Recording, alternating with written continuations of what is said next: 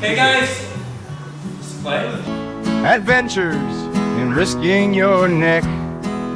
Oh yeah. It's always a pleasure to share the mats with anyone, especially to meet other Pedigo family.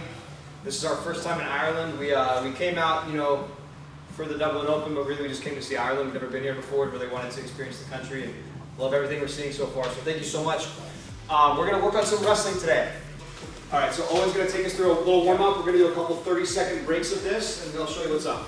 So for stance and motion, there's only 4 things you need to know the whole time. We're going to be in the wrestling stance. Just need to know a shot, and then a reshot. Need to know a sprawl, and a down block. And that's pretty much it. So we're going to be moving around in our wrestling stance. Spread out, find some room in your stance. Start moving around, and shot. Keep moving, sprawl. Shoot. Yep. Shot, reshot. Down block. Down block. Yep, watch your space. Moving around. Shake it out. Now, one of the points of this drill, one of the purposes is to practice staying low in your wrestling stance. So I don't want to shoot and then stand up like a scarecrow. So the whole time I'm staying in my stance. It's called stance and motion. So sprawl, back in my stance. If the heads come too high, we'll just finish the hour out with this drill. Down shot. Stay low in that stance. Down block. Sprawl. Sprawl. Shot. Shot. Stay low. Down block. Sprawl. So my wrestling style is a little more clinch base and upper body base, more judo style. Check my arm and shoot right away on that front leg. So I'm going to guard my front leg. A good beginning habit is to put your lead hand, thumb inside your thigh right there. So when he tries to shoot, I can always take that underhook and defend. As you get better, you just learn to protect your stance and keep your elbows in tight. But this is a fantastic habit to develop when you're learning. Thumb inside. And then I reach with the back eye bomber like there to make that good first contact. So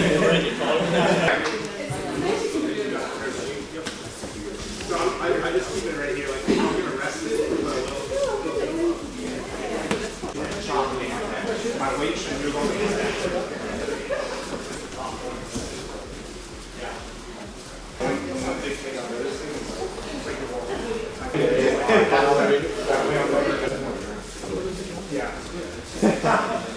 Alright, that's great. No pictures, no pictures.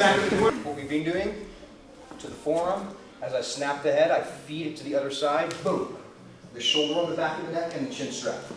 Once I go there, it's meat hook, elbows close in, my head goes down, and then I'll move that front leg back just a little bit. Pulling him to me and pulling my elbows into the box in. Okay?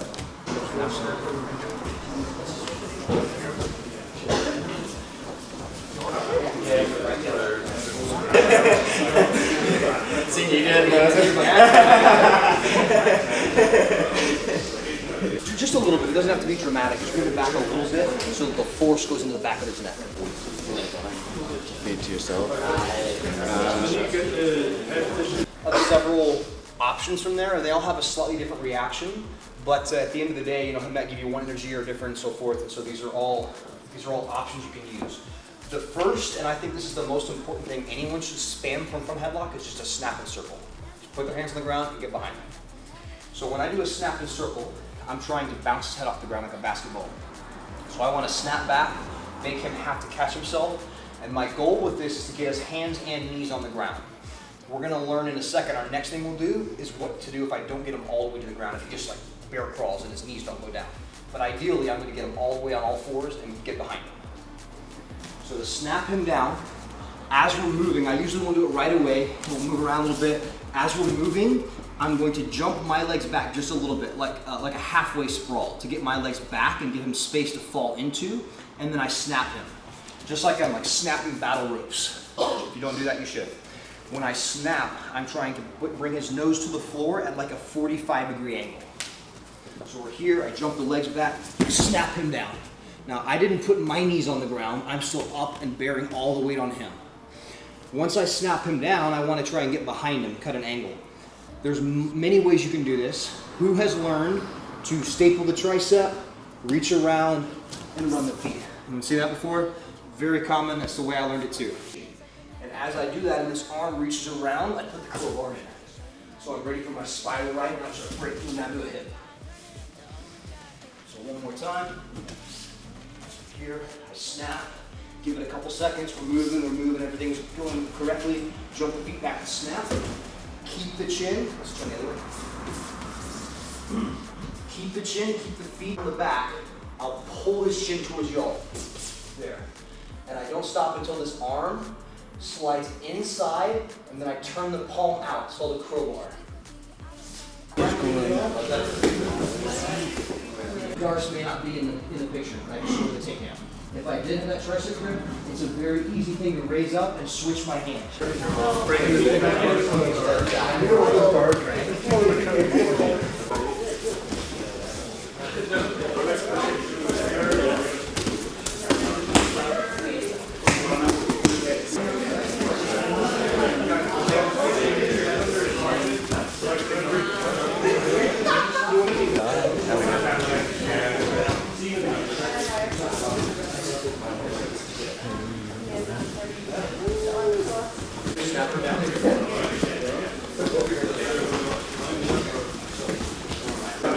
Dive your head underneath, grab her leg, and you're going to run your feet this way. As you run your feet, pull her head and lift her leg.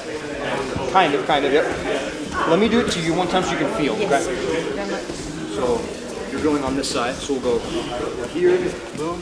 So I dive my head under, so it's called head in the hole. When I grab this leg, I've got to pull your head towards me and lift the leg, so it's like technique when the opponent realizes he's in danger and starts to like back out and try to like pull his head out. Not the smartest escape, but people do it because people are fucking stupid. So I get here, I'm moving him around, and if he feels like, you know, he can like force his head out and like peel back like that, he's kind of moving his ass backwards. What I'm gonna do, I'm looking one way so I can see one of his feet.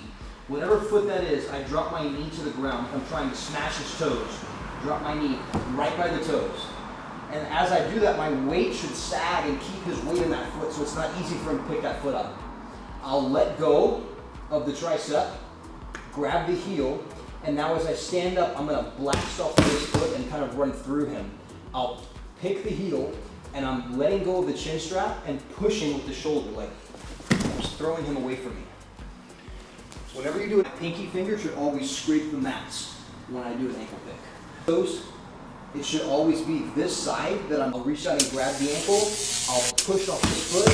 Don't hold his head while you push because I'm not trying to like do it. Is it dangerous for him to like sit him like this? It's also going to make it hard for me to do my follow-up. So I let the head go, but I push with that shoulder on his back.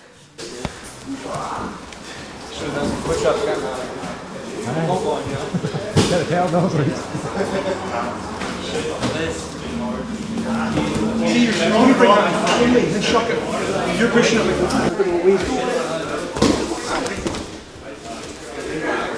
Sorry, I didn't mean that. Think your head.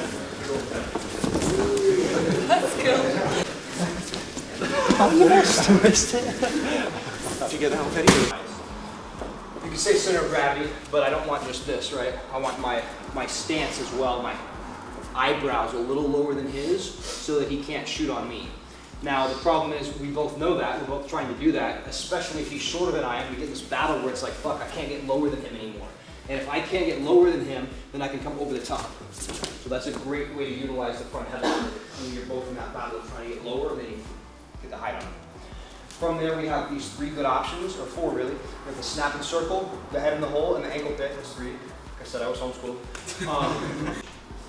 So let's take a look at some back control and finishing from the back mount. So the back mount is obviously like the pinnacle in jiu-jitsu. It's the best position you can get to.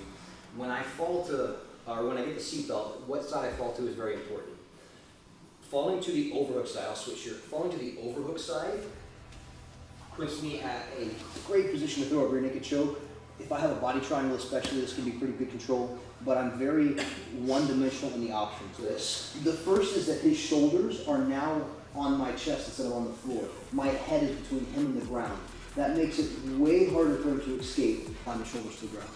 So much harder for him to escape against an opponent of any perceptible skill level. I prefer to fall this way. The second option, equally important, is I have a ton of submissions that I can do from here compared to just the rear naked choke. I have the choke. I also have the option to start using my legs like hands to start doing all the arm isolations, switching to the arm locks, to the triangles, and so forth. I want to cut through the deepest part of his armpit and the deepest part of his neck. So don't do this when there's just a lot of room for him to wiggle. I take my thumbs and I slice in the shortest distance possible here. So when we go here, I pull to my chest, I take the slack out by pulling my elbows, and I'm gonna stick my chin right in his neck. It's not a little awkward, you're not doing it right. Cool.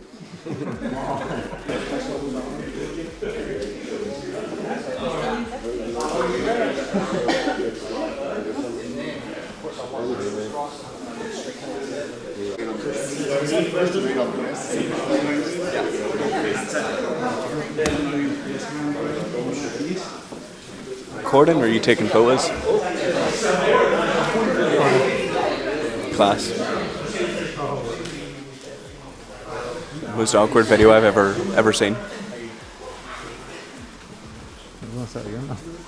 If Owen's on his back, this is how we teach arm lock at my gym. I learned this from Travis, my judo coach. When I'm here, just start in this position a couple times before you finish out those reps from back mount. The way most of us learn arm locks, the way I did it for a decade, is just grab the wrist, lay back, pinch the knees, hips up. Not wrong. What I want to do though, when I'm sitting up, I'm going to cross my ankles, come off the ground to hold him down. When I grab that wrist, I'm going to put his pinky knuckle on my chin, and it's never going to leave my chin. When I lay back, this does not happen. So there's like 6 inches of space there. Up. There. Let me cross over. Both arms are inside. Grab that wrist. Pinky knuckle on my chin.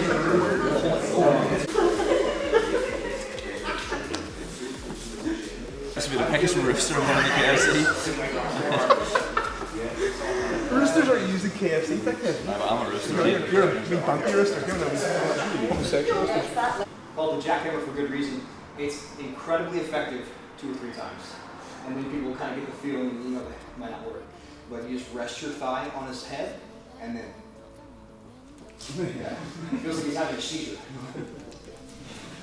Jackhammer. Right. Let's see it.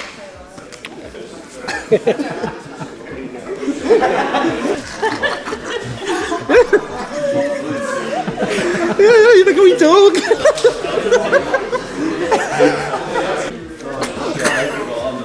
You're getting jackhammer nice up.